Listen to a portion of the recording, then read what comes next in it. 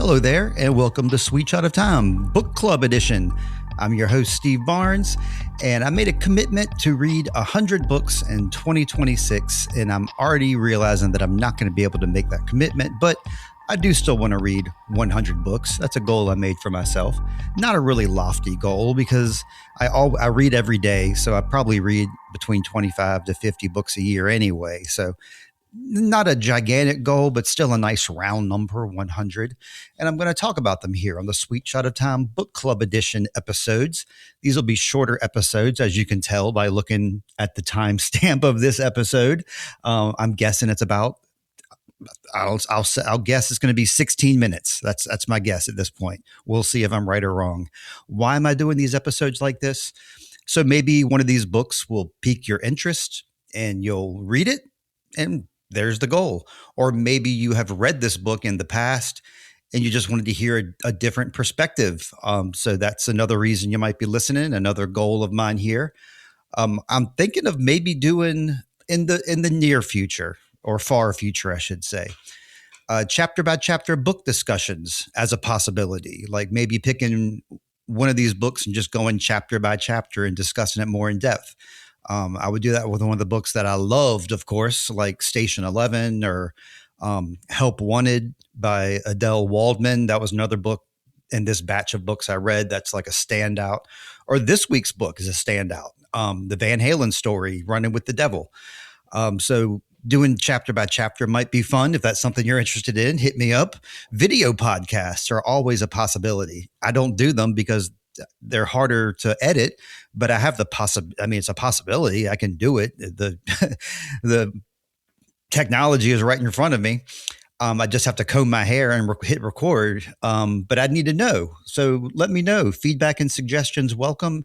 Instagram always seems to be the easiest way to get in touch with me. It's Sweet Shot of Time Pod is my Instagram handle. Or if you're more of an emailer, sweetshotoftimepod@gmail.com. I need to hear suggestions. So the thumbnail of the episode will tell you what book we're talking about this week. So what's the book this week? Runnin With The Devil by Noel Monk. Noel Monk is Van Halen's, let me just say Noel Monk was their general manager from 1978 to 1985. So this is the Van Halen story from his perspective. And this is pretty much the first time anybody gets to hear, like with the publication of this book, some behind the scenes Van Halen stuff, because that's always been kind of kept close to the vest. This is kind of a tell-all book. It was ghost written or co-written by Joe Layden. That always makes me think about Frank from Station 11. He was a paraplegic that was holed up in a Chicago apartment, and he ghost wrote celebrities' autobiographies. So he kind of lived vicariously that way. So now when I hear ghostwriter, I think about Frank from Station 11.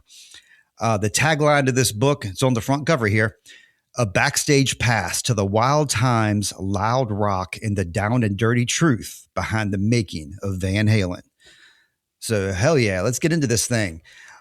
Page count, it's 390 pages, but it has lots of pictures, lots of great visuals too. So this is really more like a 300 pager. Published by Day Street, which is affiliated with HarperCollins. The book is dedicated to Bill Graham. Noel Monk was good friends with Bill Graham. Bill Graham, of course, the famous concert promoter of San Francisco. And of course, Van Halen hails from California. So I usually do the Amazon read up. I'm going to do it a little different this week, switch things up just slightly. I'm just going to do a real quick Amazon write-up, and then I want to read 4 of the reviews in here because they tell a lot more than the write-up does.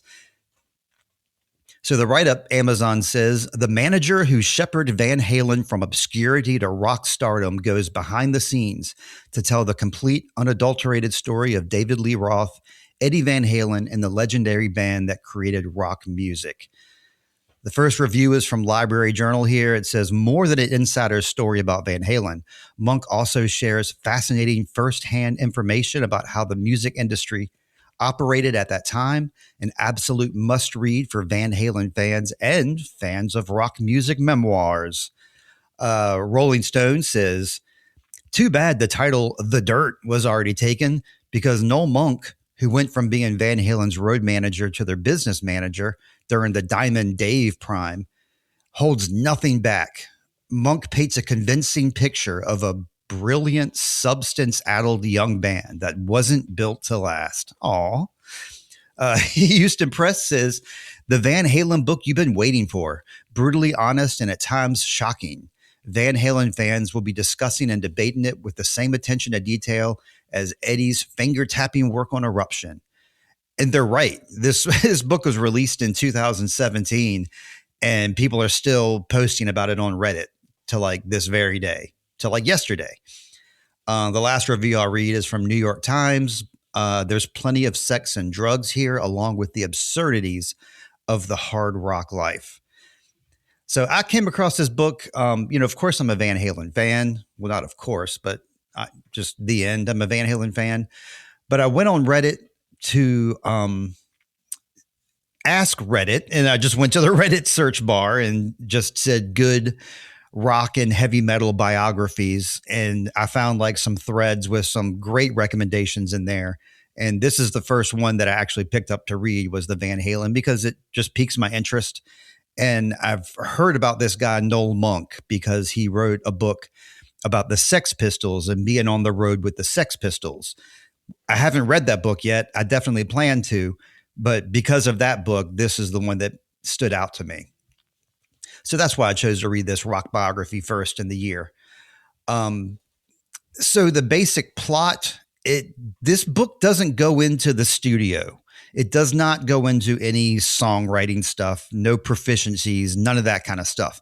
This is strictly band antics, touring, road stories, and the business aspect of it, and a lot of the infighting that happens within the music business. So, I mean, it's all the good stuff, basically. You don't have to sit around and like talk about how they came up with ideas for songs, which in my opinion, that doesn't hold my interest as much as the band personalities and their day to day. For a rating, I rated this one a 3.75 out of 5. Rated it higher than I rated The Heroes by Joe Abercrombie, you might note, just because this book definitely held my interest more, and I was like word to word. I was interested in everything that was being said. The way the book is written, the voice the book is written in is really easy to read for me and very relatable. So that's why I gave it a 3.75.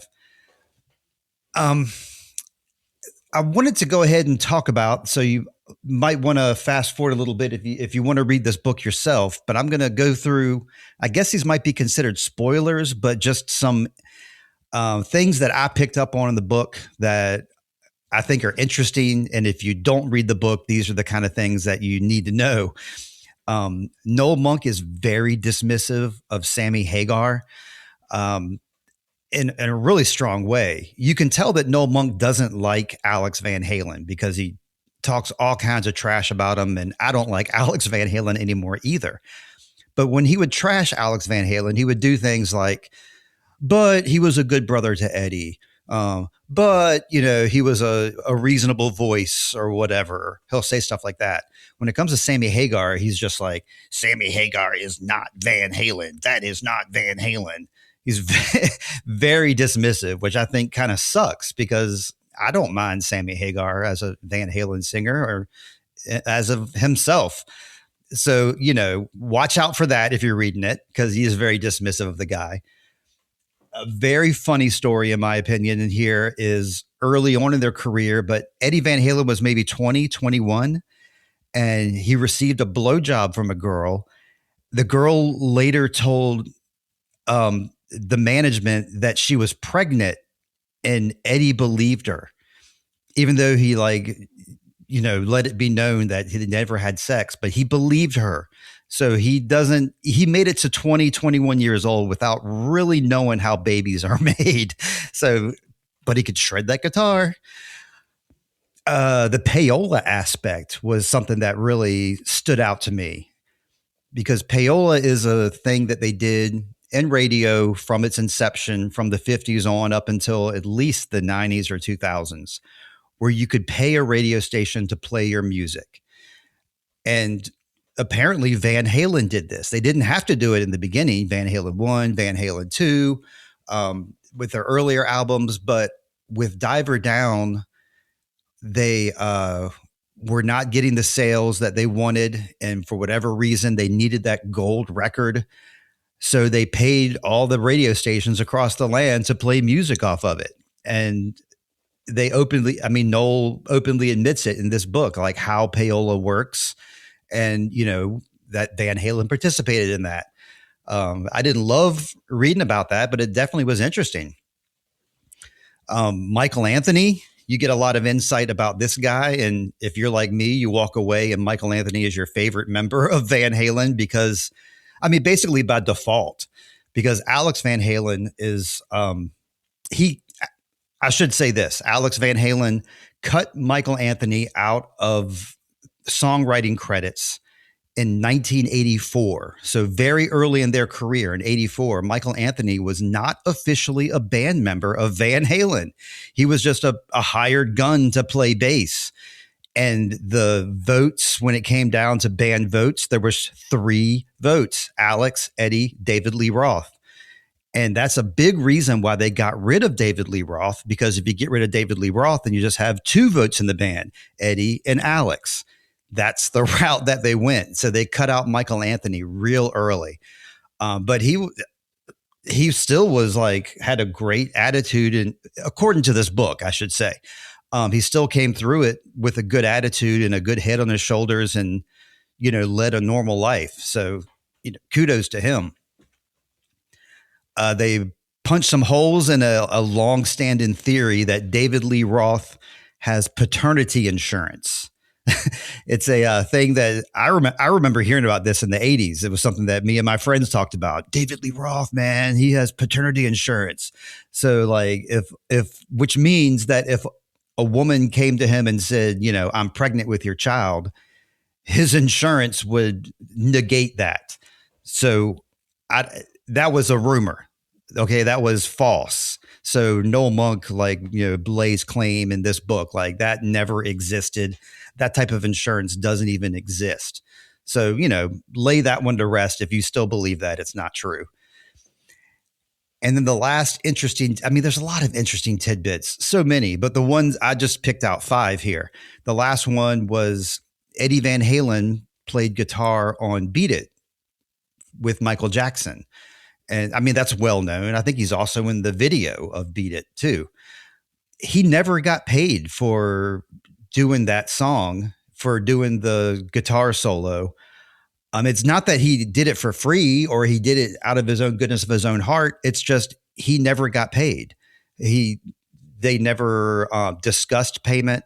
He just assumed that management would handle it, but it was not handled in any way whatsoever. And Noel Monk let Eddie Van Halen know, hey, you're not getting paid for this. And Eddie went ahead and did it anyway. So that was an interesting story to read about. And it just kind of plays to, once again, because I said earlier, Eddie Van Halen doesn't know how babies are made. He comes across as a real child in this book. That's like Noel Monk's that's how he presents Eddie Van Halen, as just like a very naive babe in the woods of not heavy metal, hard rock. They make that clear that they are a hard rock band, not a heavy metal band. There can be only one choice when it comes to podcast recording. That's Zencastr. Zencastr is an easy-to-use podcast website for all your recording and editing needs. Recording audio, recording video, editing audio, editing your video. Don't lose your head or your files. Use Zencastr, the easy-to-use platform. You can use the Sweet Shot of Time promo code, Sweet Shot of Time, for 30% off Zencastr. Just go to Zencastr.com and use that promo code, Sweet Shot of Time, for 30% off. Hey, you love podcasts. You know what? You can podcast. Your story can live forever. Do you want to live forever? Then use Zencastr. It's time to share your story, especially if you're immortal. You probably have a pretty interesting story. But yeah, that's my last tidbit about this book. I highly recommend it. Like I said, I mean, I gave it a 3.75, but I could easily bump that up to a 4 if you pressed me.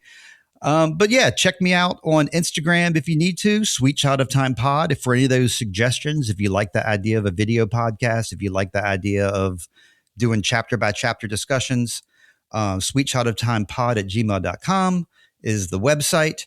And that's all I have for now. Let's see what we're going to be discussing next week on the show, because yes, I am releasing these weekly. Next week, we'll be talking about King Sorrow by Joe Hill, which is like a modern day dragon fantasy. That was an interesting book to read. You'll hear all about it next week on Sweet Child of Time. Until then, what do I say here at the end? I say, oh yeah, always find. I hope you always find water and shade and shoes. Bye.